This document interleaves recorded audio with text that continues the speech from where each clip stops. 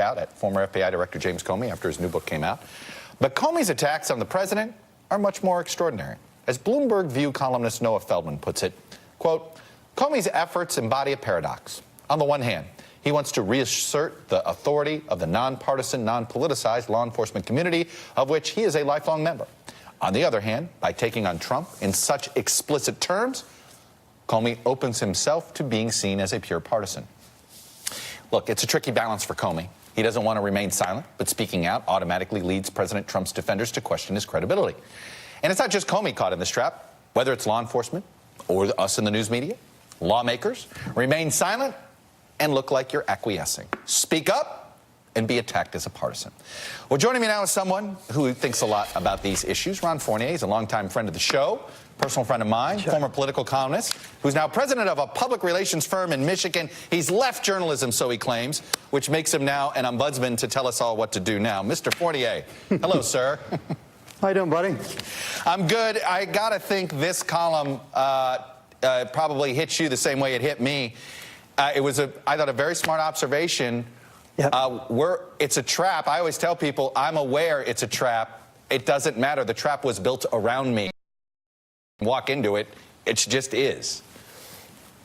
Yeah, look, we all have rights, even obligations as citizens, to question institutions, to question the presidency when we think the president is hurting the country or not doing things right. And whether you're pro-Trump or anti-Trump, that's a right and even a responsibility. I think the bigger problem here is that our institutions, including the presidency and the Justice Department, are under attack, first by just the forces of change. Our country and society is changing so fast that our institutions aren't keeping up with us. And you have two parties that wage asymmetrical warfare against the institutions when it suits their needs. That's what's going on in a big way, I think. So how does any institution remain nonpartisan without remaining silent? Well, is it our obligation to remain nonpartisan, or is it our obligation to speak truth to power, to express our point of view? I think as a citizen, and Comey's a citizen now, he's not an institution. He has the right and obligation to speak up, and so do people who are supporting Trump. The real problem is what is being done to the institutions of the presidency and the Justice Department when you have attacks coming from political parties and other institutions. Don't you think?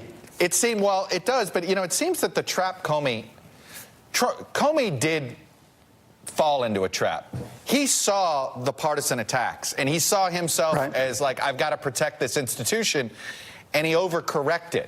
Like, I guess, to me, the Comey, and frankly, I think some of us in the media do the same thing sometimes. I think I've made this mistake sometimes, where you overcorrect to try to calm the criticism. Yeah, if you lean so hard trying to not be, to try to push back on that you're being too fair, you know, that can have its rebound effect where you're not fair. But there's nothing wrong. I hope we never get to the point where it's wrong to criticize the president or it's wrong to criticize a government. It's not our obligation to be nonpartisan for the sake of being nonpartisan, not as a private citizen. Now, in the media, I think that's our obligation as a reporter, and I know you work really hard to do that. And I think the Justice Department certainly should be a nonpartisan entity. But an individual, yeah, James Comey has gone, put his neck out there, and he's getting chopped off. But, you know, isn't that what a citizen's supposed to do? No, it is. I think the problem is that we have a feedback loop, and we've discussed this, a feedback loop that doesn't allow for nuance or gray area. And I don't know how we rebuild that. Yeah, right? Like, that's we know what the problem is, but nobody seems to have a solution for it. Noah Feldman didn't. It was my frustration with his column.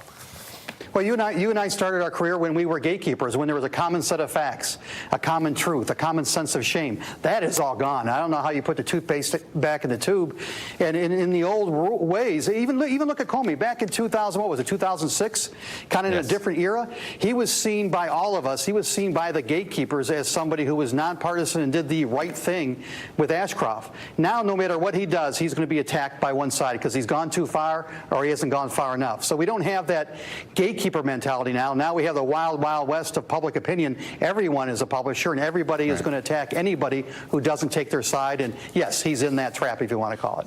What's been interesting is that Comey did yesterday is saying that he has some regrets on some of the personal shots he's taken at President Trump. Take a listen. If I had it to do over again, I wouldn't put that paragraph in, even though just because it gave people a handhold who hadn't read the book to attack the book.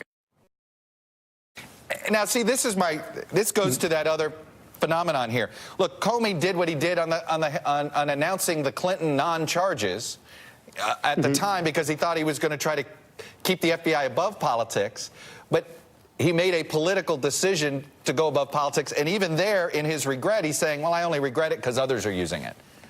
Right. He's all tied up in knots. And look what happened. To my point, you had in that same election, for several weeks, you had the Democratic Party attacking Comey, and for several weeks, you had the Republican Party attacking Comey. You know, you can't win for losing when we have this kind of asymmetrical warfare against the institutions. And when Comey represented the institution, he was getting it from all sides. So, you're no longer a journalist. What would you tell a young journalist today? Go into journalism. It is a hell of a way to make a living, to be able to speak truth to power, to be able to get as close to the truth as you can, and you develop a set of skills that you can take a lot of different places. I decided to take mine back home to Michigan and advocate for some people and causes I believe in. Ron Fournier, it's good.